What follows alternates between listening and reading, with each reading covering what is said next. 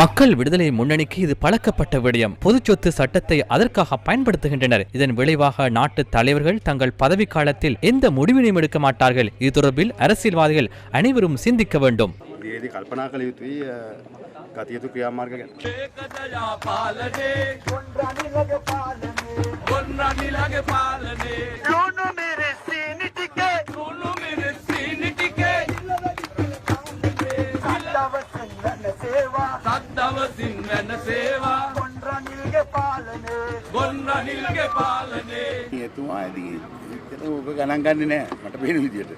அவர் அவ்வளவாக இதனை கவனத்திற்கொள்ளவில்லை என்று எனக்கு தெரிகின்றது. நீங்கள் அரசியல் செய்தால் அது நடக்கும். எனவே அவருக்கும் அது உரித்தானது. ஆகவே அவர் அதனை எதிர்கொள்கின்றார்.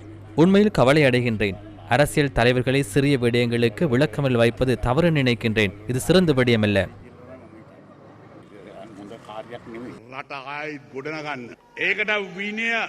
நாட்டை மீண்டும் கட்டியெழுப்ப சட்டம் ஒழுங்கு அவசியம். சட்டம் ஒழுங்கு இன்றி நாட்டை கட்டியெழுப்ப முடியாது. மன்னாரில் எரிபொருள் கிடைத்தாலும் வானிலிருந்து தங்கமழை பொழிந்தாலும் சட்டம் ஒழுங்கு இன்றி நாட்டை கட்டியெழுப்ப முடியாது. அதுவே உண்மை. மத்திய வங்கி கொள்ளையிட உதவி புரிந்தவர்கள் சிங்கப்பூரில் சுகபோக வாழ்க்கை வாழ்கின்றனர். தவறி பேஸ்புக்கில் பதிவொன்றை இட்டால் 3-4 மாதங்கள் சிறையில் இருக்கின்றார்கள்.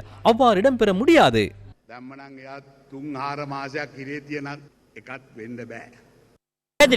ஒரு சமூக ஊடக வலையமைப்பில் ஒருவர் கணிப்புகளை செய்து இந்த நிகழ்வுகள் அனைத்தும் இப்படித்தான் நடக்கும் என்று கூறும் பொழுது இந்த செயல்முறை குறித்து ஒரு கடுமையான பிரச்சனை எழுகின்றது என்று தெளிவாகின்றது. இது உண்மையில் நீதித்துறை அவமதிக்கும் விடயமாகும். மேலும் இதனை நாங்கள் நாட்டின் ஜனநாயகத்துக்கு எடுக்கும் பாரிய தாக்குதலாக பார்க்கின்றோம். இது குறித்து உடனடியாக நடவடிக்கை எடுப்பது முக்கியம் என்று கூறுகின்றோம். ரணில் விக்ரமசிங்க அனுர்குமார் திசாநாயக்கவை நேசிக்கிறார் என்பதை நான் விசேடமாக கூற விரும்புகின்றேன். அனுர்குமார் திசாநாயக்க ரணில் விக்ரமசிங்கவை நேசிக்கின்றார். எங்களிடம் அந்த குறுகிய அரசியல் ஒப்பந்தங்கள் இல்லை. மிக தெளிவாக முடிவுகளை எடுங்கள்.